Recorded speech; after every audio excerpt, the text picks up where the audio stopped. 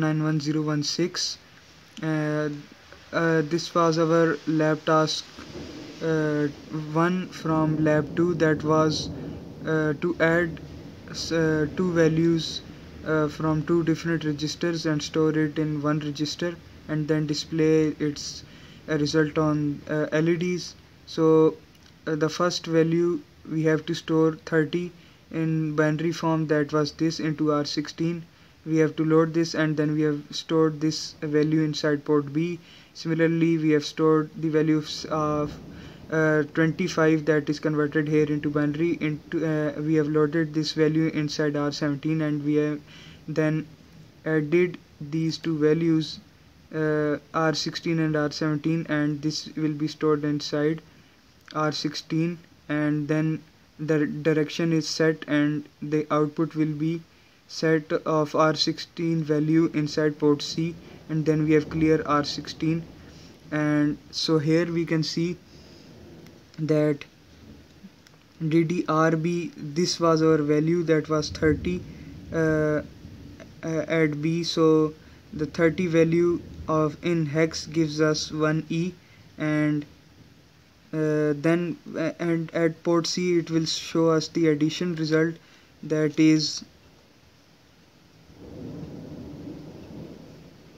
was this, the hex value of 37, and it gives us a decimal value of 55 if we want to convert that.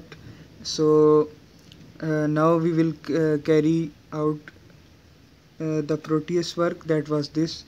I shall stop this, and then if we run here, this the port B shows that the first LED is off and the 3 LEDs are on. I have only shown the first 4 bits of the both ports, and if we see here at port B that the first bit was off, the 0th bit was off, and the next 3 were on. So here is the same case, and then after the addition the first 3 are on, and the 4th one, or the bit 3 is, bit 0 is 1, bit 1 is 1, bit 2 is 1, and bit 3 is 0. So here in Proteus, here we can see the bit 0 is 1, bit 1 is 1, bit 2 is 1, and bit 3 is 0. So our Proteus verifies our results. Now we will carry our procedure to the Arduino part. First we will connect our Arduino, and then we will select here Arduino ATMEGA 2560, the model you are using. Then we will upload this, and when our hex file is uploaded, so here we can see our result. Here we can see our result that these 4 LEDs 1, 2, 3 and 4 are 1, 2, 3 and 4 are of port B, and the next 4 are of port C. So the 0th bit is 0 and the next 3 are 1 as of port B, and in port C the first 3 were on and the 4th one was off. So it verifies our result, and the two in which we have to give a value to a port and send it to another port. So here we can see that in this program that we have made on ATMEL Studios, first at the first line we can see that we have loaded a command of we have used LDI load data immediately in R16, that was a value of 0x00, and through the direction DDRB we have set its direction at the input pin B, and then we have moved to another command LDI and store and load a command of 0xFF in R17, and then we have set its direction and given its value to port C. Here we can see that at port B, since the value given was 0x00, So here it is showing 0 0 at pin B, port B, and other values. So and at port C the value was given at 0xff, the value was given 0xff. So all of these ports are giving, all of these bits are giving 1 1. So here now we will see its Proteus simulation. This is our port B. I have used only 4 pins since in the practical work I have only 8 LEDs, so I've used 4 for port B and 4 for port C. So let's start the simulation. So here we can see that only at port C 0xff value was given. So these 4 LEDs at port C are 1 1 and at port D are 0 0 0 and 0. Now if we apply our USB cable of Arduino, so here we can see its practical demonstration. That is, here we can see it is given too much light.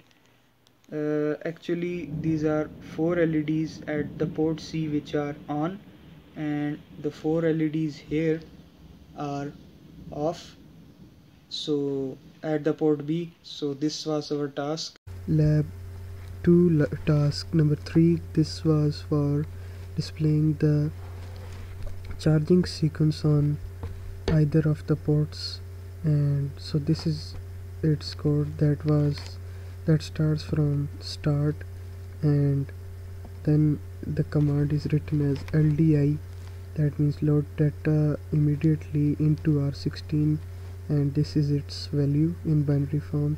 Then we have set its direction inside R16, and then we have loaded another value inside R16, and we have set its direction in pin C or port C, and then finally inside R16 we have loaded another value 0xff, and we have set its direction in port D or pin D.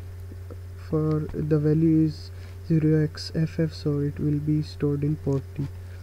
So here we can see in the next command the value of pin C and pin B is stored inside R17 and R18. Then these are being compared, and if the condition is that if branch is equal to this equal loop, then it will continue, otherwise then it will carry out the next instruction, otherwise it will not. So inside this equal condition, the value is that it will load data inside R16, and that will be the value of this 11 00 11 and 00, and otherwise this condition will be fulfilled, that the value of R16 and binary value of 00 11 00 and 11 will be stored, and the output will be stored inside port D. So that was our code. I have already debugged it. So now we will continue its simulation. So this is its Proteus simulation. These 4 I have used 4 LEDs in this. So let's start our simulation. So since it is not following the condition, the branch equal to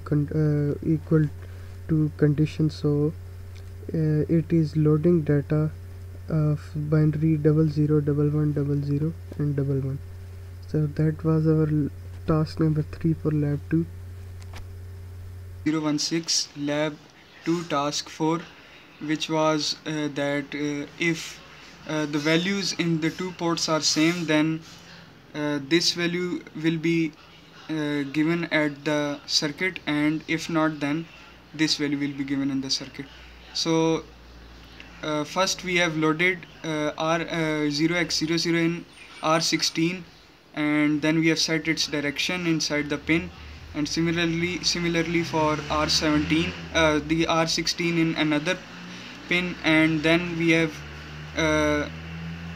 given it as an input inside pin B and pin C, and then again we have set the value of R16 as 0xFF, and we have stored it on port D, port A, and now inside then we have taken two more registers, R18 and R19, and we have compared those. If our value is, that is, if all the bits are 0, then this value will be given, and if not, then this instruction will be executed. So here is our Proteus simulation, that if this value is same, then 11001100 will be given, and if not, then 00110011 in binary form will be given. So the simulation has been started. Since again in R16 the value of 0xFF was given, so it was not equal, so 001100 and 11 is given. Now we will carry out towards the circuit, Arduino made circuit. So here we can see the circuit starts from here, so, and these are our 8 LEDs which are connected to port A. The first two are off, then the second two are on, and then the next two are off, and the next two are on. And this was our lab 2 task 4. Lab 2 task 5, that was to discuss some of the commands and to implement that and make a video on it. That these are certain commands that were given, and we have to discuss that. So first of all, our program starts, and this is the first command, STS, to store the value inside R1, that is hexadecimal 600060, and then we have loaded the decimal value 10 inside R20, and then we have sent that value inside port B of R20. Then inside R21 one decimal value is loaded, and then we have used a label, and inside that label we have incremented R21, then we have subtracted R20 from R21, and the result will be saved in R20, and we have taken a complement of R21 here. That means that if R21 value was 1, then it will be complemented as 0, or it will simply be a negation. So, and then we have decremented R17, and then we have used jump command, and it says that jump to L1, that jump to the location of L1 from where this label starts or this program starts. And then we have used the Morph command. This command is especially useful, that basically in LDI command we can only use load some value from R16 to R31, but it is this command is useful because it can transfer or the data to the for this registers, the loaded registers R20 and R21, to the first 16 registers as well. For example, these R20 and R21 can be stored, these values can be stored inside R0